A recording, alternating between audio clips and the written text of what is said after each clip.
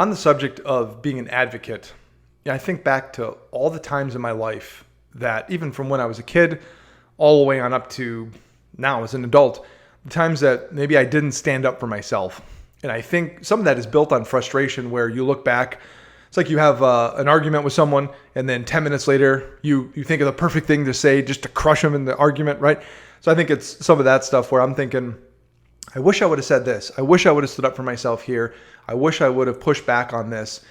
I think we owe it to ourselves to recognize those opportunities and to act on them.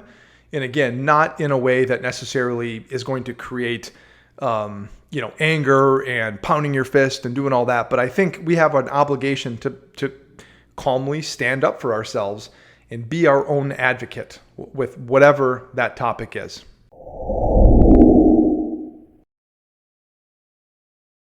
When we think about being an advocate for our children, I think about showing my daughter and other parents showing their kids how to do that in the right way. It's easy to yell and scream and pound your fist and just shout back at someone or whatever, but is that really the way to be an advocate for yourself, to stand up for yourself long term? Is that going to help develop the right behavior? Is that going to help develop the right relationships with people?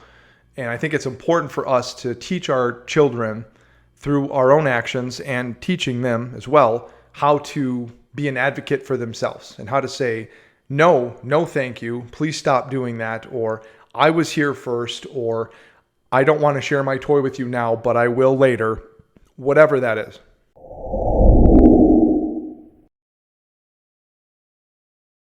I think back to when my dad was sick. He passed away years ago from cancer. And as far as being his own advocate, my mom told me that several times during his treatment and all the visits to the doctor and the hospital, that they had to kind of stand up and say, no, that's wrong. That's not what we were told last time, or this is the wrong medication or whatever. And sometimes it got a little contentious, but they stood their ground and ultimately they were right. Now, my dad passed away just because cancer is a terrible thing, but that was even in the medical profession, even visiting some of the best hospitals in their part of the country. Being an own advocate is something that you just need to do every single day.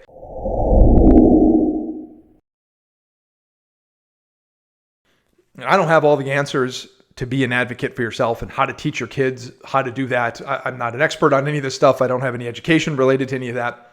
But I do think something that can help us with our children is helping them be more confident. And I think an easy way to help them with confidence is maybe to help remove doubt. And you can't, fake it till you make it kind of thing, but perhaps you can help remove some of that doubt. And that can lead to your children's feeling more comfortable in their own skin, knowing that they're loved, knowing that they're safe, knowing that it's okay for them to take chances. And if they make a mistake, that's okay. Obviously, we're going to do our best as parents to make sure nothing bad happens seriously, but got to let them make mistakes. And I think through those experiments, we can help show our kids how to be their own advocate, how to stand up for themselves, and how to know what feels right for them in the moment. And the more repetitions they have over that, I think the easier it is for them to develop their own confidence. But I think it has to start with us as parents. Like, it has to start with us saying, we're going to give you the space to make the mistakes, to trip, to do whatever it is you need to do, knowing that we're there to catch you. We're not going to let anything terrible happen to you, but it's okay to try and fail. And it's okay to make mistakes and do all of that stuff. And I think giving them that experience